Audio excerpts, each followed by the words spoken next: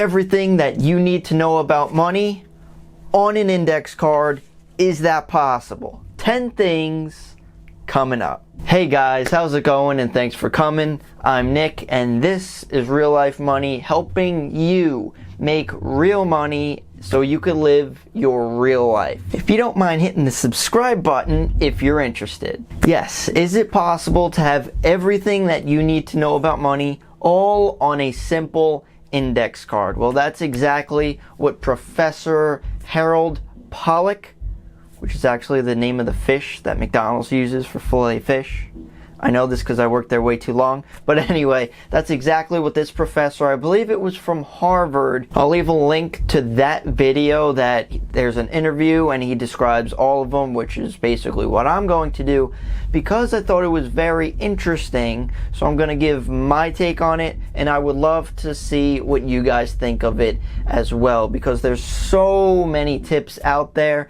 And we're constantly doing research and using our time to learn more. But is that really necessary? Could we cut out all that time and just follow these simple rules? So let's get right into it, guys. With the first money tip on this index card is strive to save 10 to 20% of your income. Now this is pretty straightforward and what we should all strive for. Of course, we are always told to live below our means, and hitting between this 10 to 20% is definitely an important factor. And it's really simple. So no matter what happens, always save this type of percentage. You could set this up with automatic transfers. You could automatically save in your savings account, automatically invest, which we're going to talk about in the later steps. But this is definitely something that we can adapt to and make our goal. And there's another rule out there that's very similar, the 50-30-20 rule, which is 50% of your income should be spent on needs, 30% on wants, and 20% just saving. Now I might want to switch the saving and wants percentages around, but definitely try to maximize that saving percentage. Index card tip number 2, which is completely underutilized, which is pay off your credit card debt every single month in full. I believe, and I think you would probably believe the same as me, that debt just in general are at ridiculous highs right now. Credit card debt is over $1 trillion. Student loan debt's over 1.5, like probably $1.6 trillion now. And it seems so simple, but our debt levels are still at that level. People are living paycheck to paycheck, and this is exactly why, because they're using these credit cards to fund their life. That's what the middle class is right now, and unfortunately it's dwindling. To make ends meet, a lot of people are using credit cards, and that should not be the case. That's why we got to pay these debts off. Quicker is better, especially at like 15% interest rate. Number 3 tip is max out 401k plans and IRA plans. Again, this is very simple. However, not many people do that. If you have an employer that matches your contribution for your 401k, take it. That is free money. On the side, you could also open up a Roth IRA, which I have as well. That max right now in 2019 is $6,000, and if you're over 50, that max is $7,000. So when you're maxing that out, you're planning for your future. Take complete advantage of compound interest, because it's the 8th wonder of the world. So we're only on rule number 3, but so far, are you agreeing with this list? Comment down below to actually say what you believe. Are you agreeing with this? And stay to the end if you agree with all of them. But number 4, which a lot of people are probably going to hate, and I completely understand, is never invest in individual stocks. Now I know I'm an individual stockholder as well, but I understand this because a lot of people do not outperform the market. They don't even perform at the market. So think about it. People in the industry, they're trading stocks all the time, or they're buy and hold strategy, and they're just researching every single day, and they still struggle to beat, if not match, the market. If you're not matching that type of time, what makes us think that we could actually do better than that while doing less research? Now, if you're watching this channel, you're probably invested somehow, or you probably watch other channels and you do your own research. Now, just doing your own research doesn't mean that we're going to outperform just because we look stuff up. Like, even me personally, I'm kind of leaning away toward individual stocks, because when you really think about it, guys, we don't really want to work forever for our money. A lot of people love passive income. They don't want to work too much to grow their money. For individual stocks, you have to constantly do research.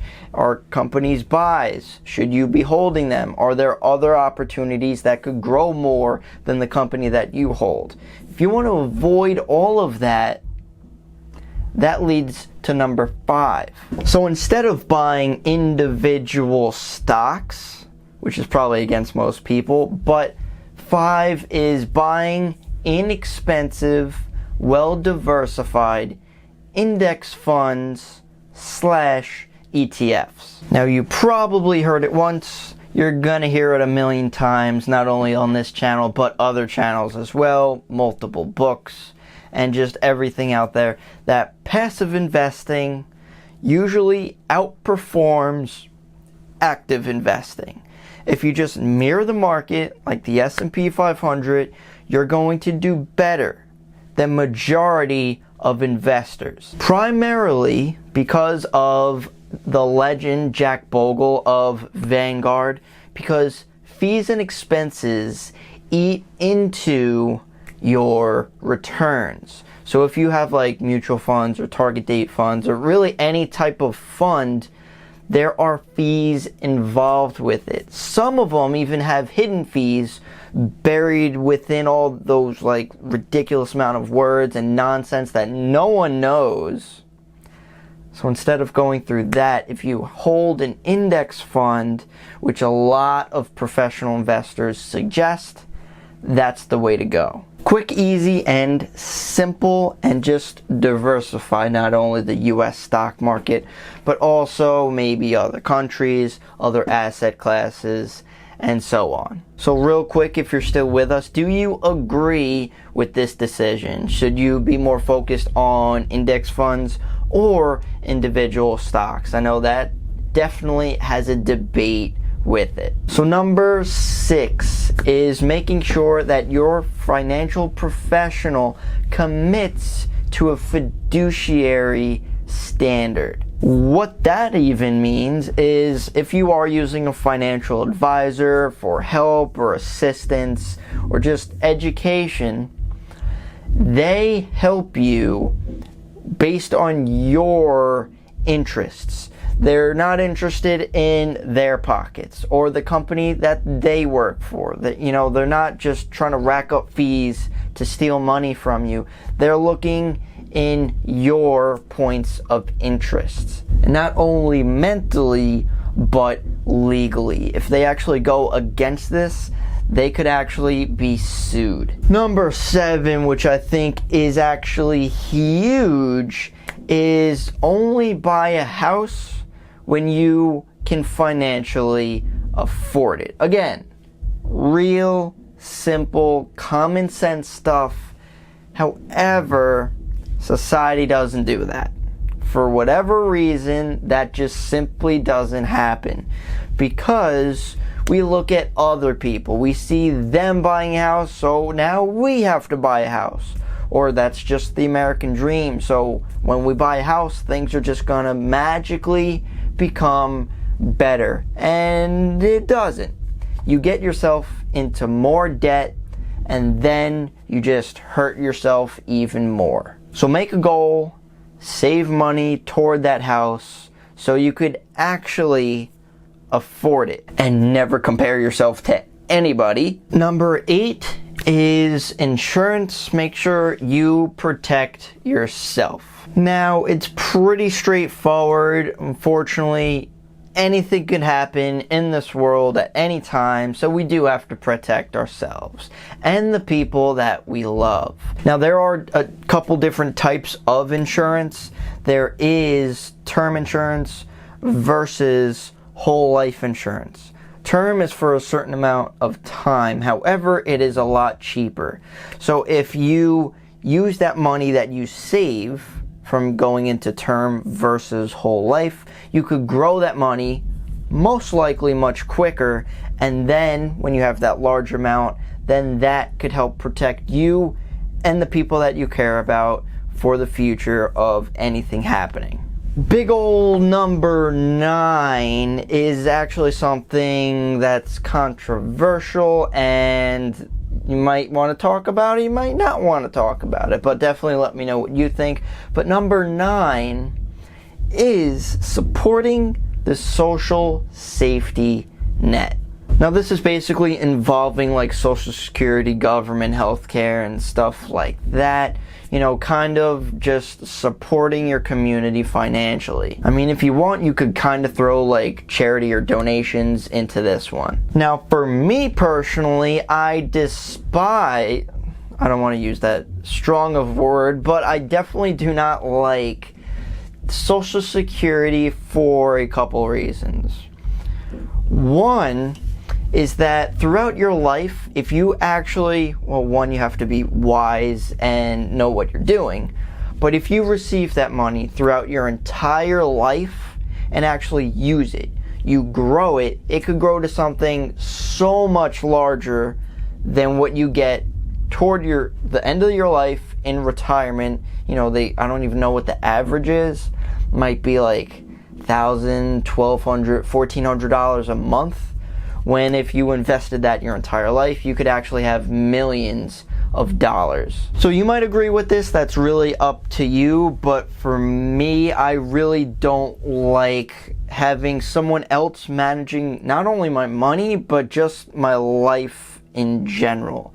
You have to be in control because it's your life. You have to do what's best for you, and no one could tell you what you need. Now, I'm sure there are also like little exceptions. Everyone's different in their lives, but I think this is a good overview. If you have any exceptions or anything other that's important for money in general, definitely let's talk about it. And the good old professor leaves us off with number 10, which is remember the index card.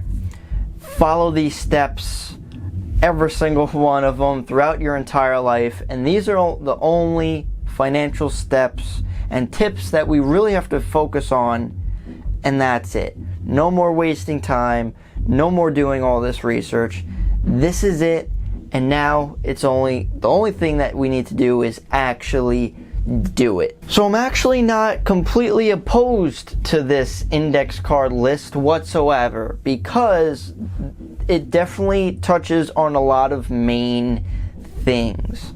There's just so much out there, and a lot of us there's analysis paralysis, meaning there's always stuff to look up, always new things to research, and there's just more and more and more and more.